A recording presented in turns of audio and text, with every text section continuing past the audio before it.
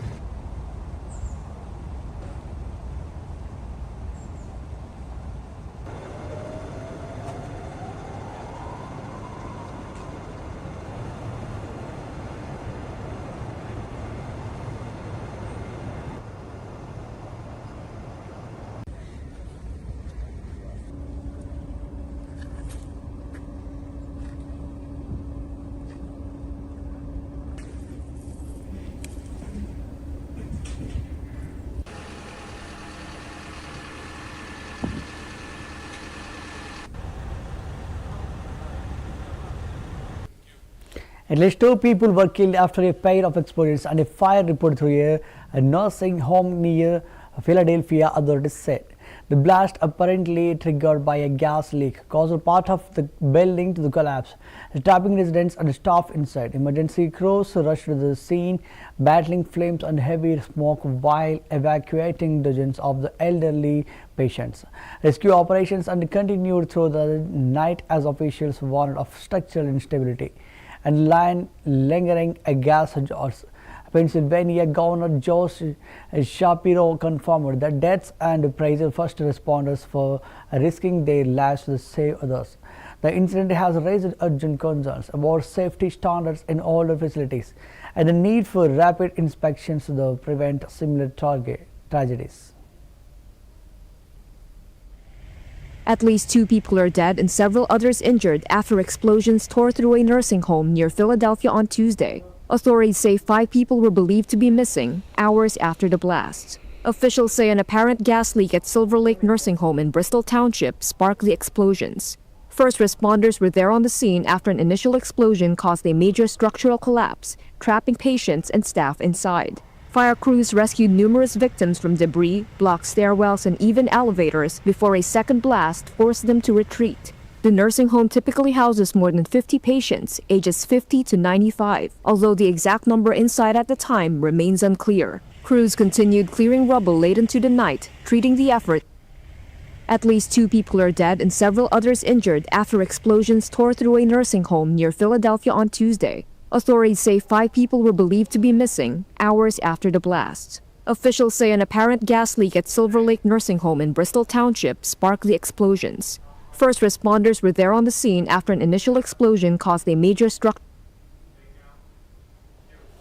British lawmakers approved emergency legislation to ensure the government remains operational into January after the divided legislature failed to reach a consensus on a full budget for the coming year. The measure was passed first by the lower house of parliament on Tuesday and later cleared by the Senate the same evening.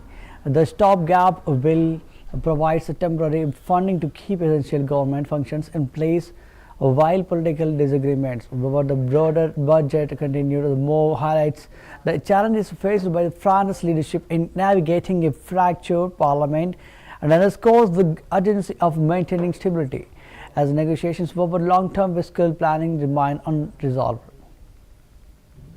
Scrutin public et de droit. Il va être procédé au scrutin public dans les conditions fixées par l'article 56 du règlement. Le scrutin est ouvert.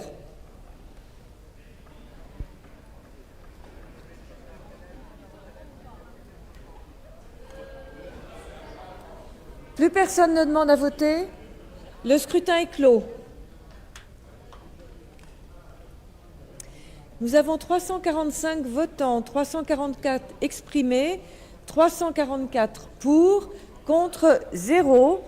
Le projet de loi spécial est adopté. Scrutin public et de droit.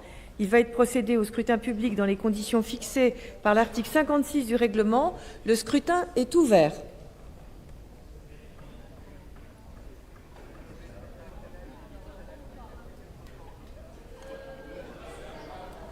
Plus personne ne demande à voter. Le scrutin est clos. Nous avons 345 votants, 344 exprimés, 344 pour, contre 0. Le projet de loi spécial est adopté. Scrutin public et de droit. Il va être procédé au scrutin public dans les conditions fixées par l'article 56 du règlement. Le scrutin est ouvert.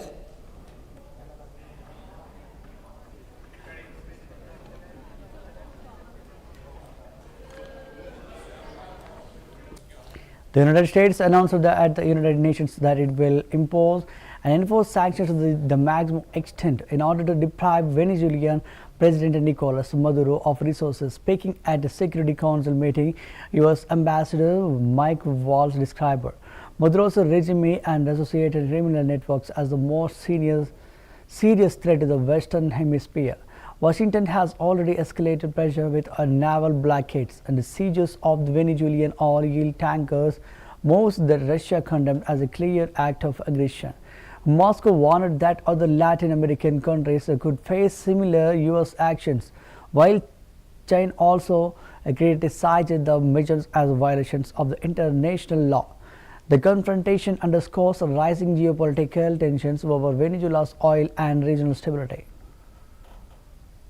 The United States will impose and enforce sanctions to the maximum extent to deprive Maduro of the resources he uses to fund Cartel de los Soles, which the United States has designated as a foreign terrorist organization, along with Tren de Aragua.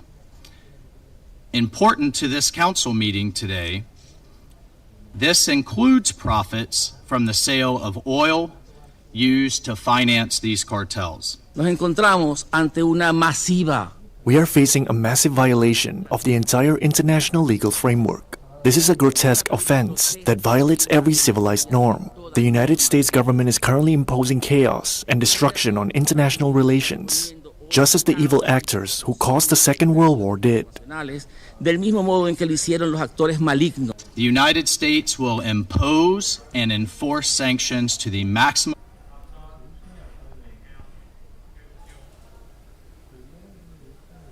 President Donald Trump administration has shifted civil rights enforcement through the Equal Employment Opportunity Commission, and now led by Chair Andrew Lucas, had toward a more conservative interpretation of anti-discrimination law according to the legal and compliance experts. The agency faces a high bar to prove that corporate diversity, equity and inclusion programs violate Title 7 of the Civil Rights Act, while the EEOC is prioritizing cases involving alleged discrimination against white men and scrutinizing DEI initiatives tied to the hiring, promotion and marketing. Experts note that U.S. discrimination law has long protected workplace equality. This pivot signals a broader campaign to dismantle DEI programs, but enforcement actions may collide with established legal boundaries, making it difficult to succeed in court. U.S. President Donald Trump's Anti-Discrimination Enforcement Agency faces an uphill battle in its goal to prove that diversity, equity, and inclusion policies at American companies run afoul of the law. That's according to more than a dozen corporate legal and compliance experts interviewed by Reuters. We're attacking unlawful race discrimination. But Andrea Lucas, the new chair of the Equal Employment Opportunity Commission, told Reuters in an exclusive interview last week that the fight against DEI is still one worth taking on. What I'm interested in is typically facially race-restricted programs or sex-restricted programs or other actions that involve overt distinctions between people based on races.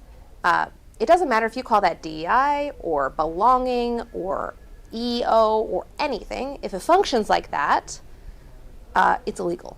Former Georgia gubernatorial candidate Stacey Abrams disagrees with that. She started a nonprofit DEI advocacy and consulting group called American Pride Rises. DEI is essential for us to ensure that there are pathways to opportunity and that we continue to remove barriers. And as a country, what I love about America is our ability to admit and to correct. I think it's important that we ground a conversation about DEI in the larger intention of this administration, which is authoritarianism.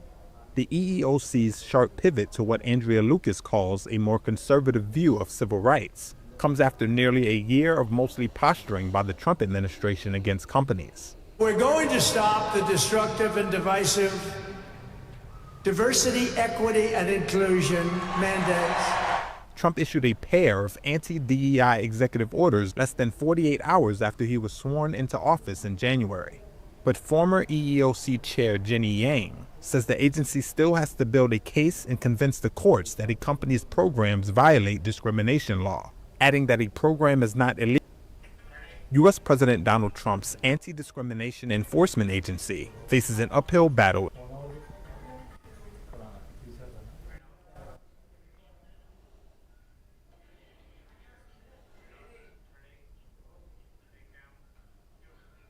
British Prime Minister Keir Starmer in his 2025 Christmas message highlighted the holiday as a time to celebrate its story and uphold the Christian values that define it: peace, charity, and goodwill to all. He reminded the nation that Christmas is not only about family and community but also about reaching out to those in need. Starmer acknowledged that many people across Britain are still struggling with the cost of living crisis, noting that hardships can feel more acute during the festive season. He urged citizens to do hours bit by supporting friends, relatives, and neighbors while also expressing gratitude to NHS staff, emergency services, armed forces, and volunteers working through the holidays.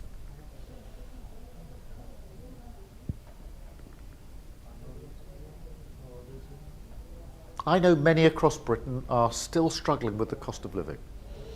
Helping with that is my priority. But at this time of the year, which celebrates love and abundance, loss or hardship can feel even more acute. So call round to a neighbour, check in on a friend or a relative who you haven't heard from for a while. Reach out. It can make a huge difference. That's what Christmas is about. So whether you're at home this evening, heading to work, heading to church, or maybe heading to the pub, let's look forward and celebrate the joy and hope that Christmas brings. From my family to yours, to everyone in the United Kingdom, I hope you all have. I know many across Britain are still struggling with the cost of living. Helping with that is my priority. But at this time of the year, which celebrates love and abundance, loss. Australia's most popular state, New South Wales, has enacted sweeping new legislation following the Bondi Beach mass shooting that killed 15 people. The new laws tighten firearm ownership, limiting individuals to 4 guns per license and farmers to 10. While banning publicly symbols, police powers have also been expanded to curb extremist threats and protect the bill. Passed in an emergency parliamentary session, was supported by both the Labour government and the Liberal opposition, though opposed by the National Party, citing rural concerns. Premier Chris Minns defended the reforms as necessary for public safety. Critics warn the rushed measures could restrict civil liberties, sparking debate over balancing security with freedom. This is the first tranche, but an important tranche of reforms in this state in relation to protest legislation, extreme hate symbols in our community, and also the toughest gun restrictions of any jurisdiction in the country. I want to make it clear that this isn't the end of change. Sydney and New South Wales has changed forever as a result of that terrorist activity last Sunday. And we know it's our responsibility to do everything we can to keep the people of New South Wales safe, and that means further change in the new year. We've given a commitment to that. We're currently looking at other areas of the law that are urgently required. This is the first tranche, but an important tranche of reforms in this state. The US economy expanded at its strongest pace in 2 years during the third quarter, driven largely by robust consumer spending, analysts noted that households continued to spend despite inflationary pressures, giving a boost to overall growth. However, signs of slowing momentum have emerged as the rising cost of living based on demand on the recent government shutdown disrupts activity.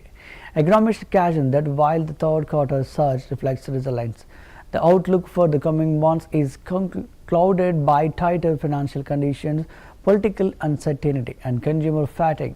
The data underscores both the strength and fragility of the current recovery, highlighting challenges for policymakers seeking to sustain growth into 2026. The U.S. economy grew faster than expected in the third quarter, but that momentum may already be fading. U.S. gross domestic product rose at an annualized rate of 4.3%, according to the Commerce Department's initial estimate, released Tuesday after a week-long delay due to the government shutdown. That's well above economists' forecasts of 3.3%. It's also half a percentage point higher than second quarter GDP. The surge was driven by consumer spending, fueled in part by a rush to buy electric vehicles before tax credits expired at the end of September. But that spike didn't last. Auto sales fell in October and November, and spending elsewhere was mixed. Surveys suggest consumer spending is being driven by higher income households, thanks to a stock market boom that has inflated household wealth. By contrast, economists say middle and lower income consumers are struggling amid the rising cost of living due to President Donald Trump's sweeping tariffs. Trump's policies are contributing to what economists have termed an affordability crisis that is denting his approval ratings. The Federal Reserve cut interest rates this month, but signaled borrowing costs were unlikely to fall in the near term as policymakers await clarity on the direction. The U.S. economy grew faster than expected in the third quarter, but that momentum may already be fading. U.S. gross domestic product rose at an annualized. The Pentagon has released its report outlining China's strategic priorities, emphasizing its expanded list of core interests that now include Taiwan, the South China Sea, the Senkaku Islands, India's Arunachal Pradesh. Beijing frames of these interests are as central to its long-term goal of achieving national rejuvenation by 2049. The report also highlights the casualties in relations with India, pointing to recent disagreement along with the line of actual control and renewed dialogue channels.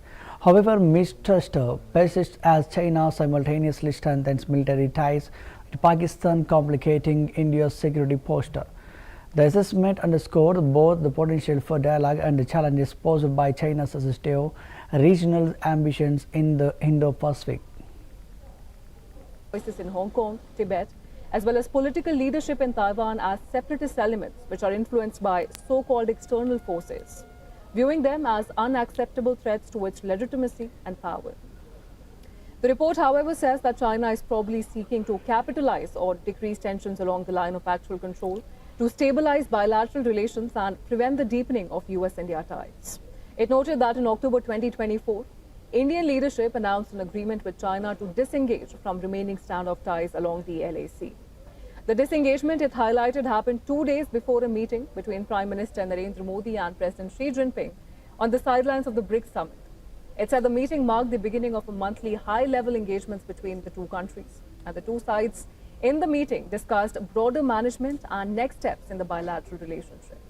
Well, these included direct flights, visa facilitations, and exchanges of academics and journalists. However, it notes that India probably remains skeptical of China's actions and motives. It assessed that continued mutual distrust and other irritants almost certainly limit the bilateral relationship. The report also details China's deepening military ties with Pakistan, a key ally, and Beijing has supplied advanced weaponry, including frigates, with 4 delivered to Pakistan in the last decade, and combat aircraft. China offers 3 main combat aircraft for export: the 5th generation FC-31, the 4th generation J-10C multi-role fighter, and the China-Pakistan jointly produced JF-17. A lot of military infrastructure in this sector as well as in other sectors, of course. But the pressure was mounting since then. In 2006, Dai Pinko, the state councillor, who is above the foreign minister in rank, stated in the US-China strategic and economic dialogue process about the core interests for the first time. And they mentioned about Tibet, Taiwan. And then in 2009, they expanded that to include South China Sea, coinciding with the USS Impeccable incident. And then later, the Senkaku Islands with Japan as also part of that core interest. So you're right that the Chinese definition of Tibet today includes Arunachal Pradesh, and as a part of the rejuvenation that they intend to complete by 2049, the second 100th anniversary celebration, they want to claim Arunachal Pradesh as part of that southern Tibet concept. So the core interest expands now, and we do not know, of course, this is a very flexible.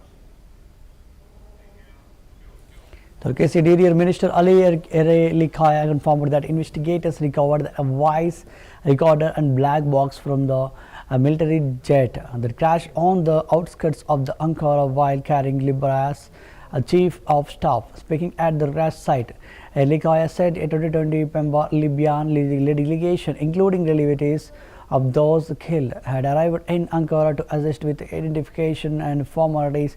Authorities noted that the bodies of the deceased will need to be identified before repatriation. The discovery of the flight recorders is expected to shed a light on the cause of the crash, which has raised concerns given the high-profile passengers involved. Rescue and forensic teams continue to work at the site amid tightened security. Enkaz alanında saat 02:45'te uçağa ait ses kayıt cihazı, saat 03:20'de ise kara kutu bulunmuştur. Bunların inceleme ve değerlendirme süreçleri ilgili kurumlarca başlanmıştır. Ayrıca Libya Savunma Bakanlığı tarafından görevlendirilen 5'i hayatını kaybedenlerin yakını olmak üzere 14 kişilik heyet ile Libya İçişleri Bakanlığı'ndan görevlendirilen 8 kişi, yani toplam 22 kişilik Libya ekibi Ankara'ya intikal etmiştir. 112'ye gelen ihbar üzerine biz hemen bu coğrafyaya, buraya odaklanıyoruz ve gelen ihbarla birlikte jandarmamız ilk saat 22 itibariyle bu olay mahallinde uçağın enkazına, geriye kalan parçalara ulaşılıyor. Naaşlar, evet arkadaşlar, naaşlar bölgede. Onlar aynı şekilde adli olarak, Adli Tıp Kurumu doku örnekleri yakın. Enkaz alanında saat 02:45'te uçağa ait ses kayıt cihazı,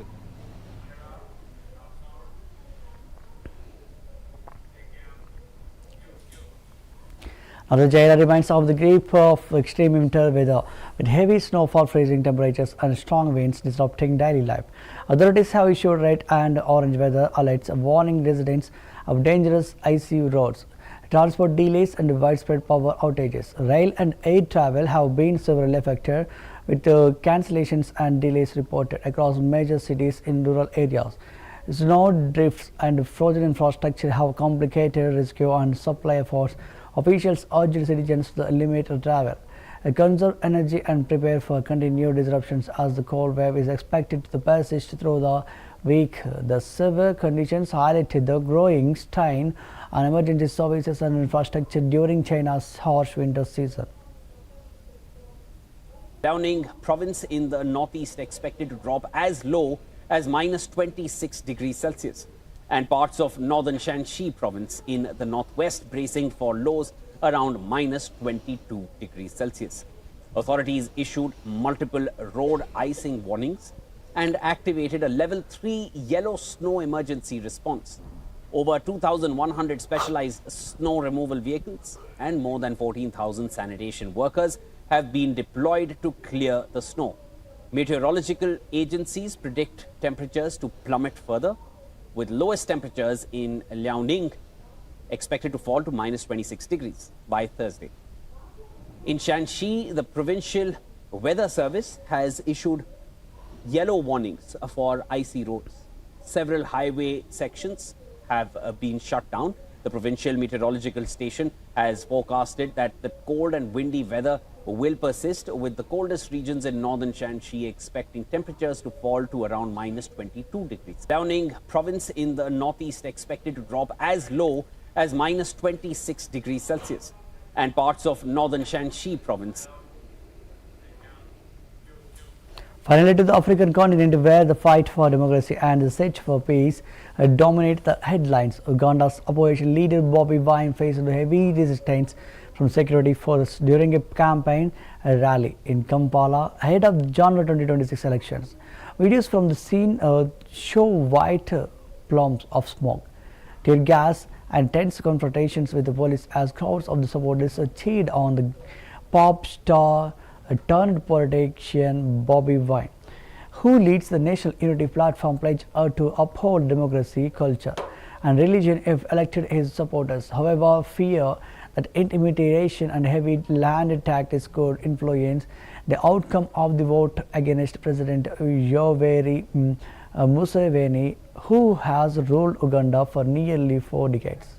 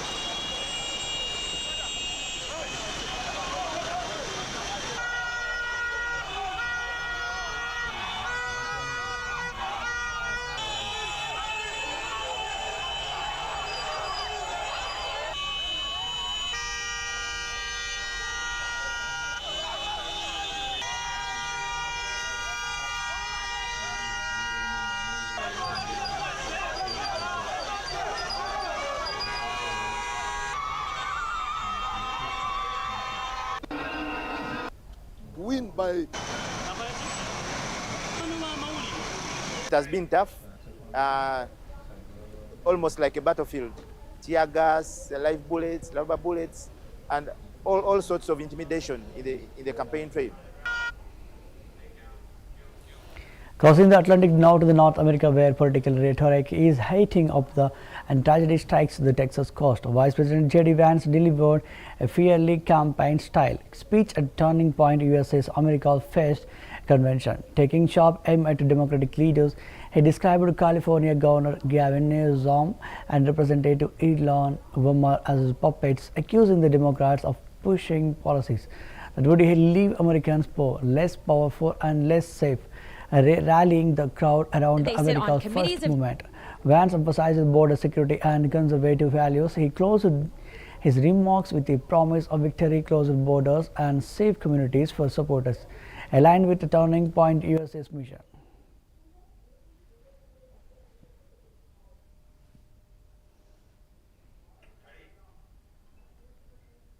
Invested and backed and owned by the military-industrial complex. Do you ever think that's going to happen? The answer is no.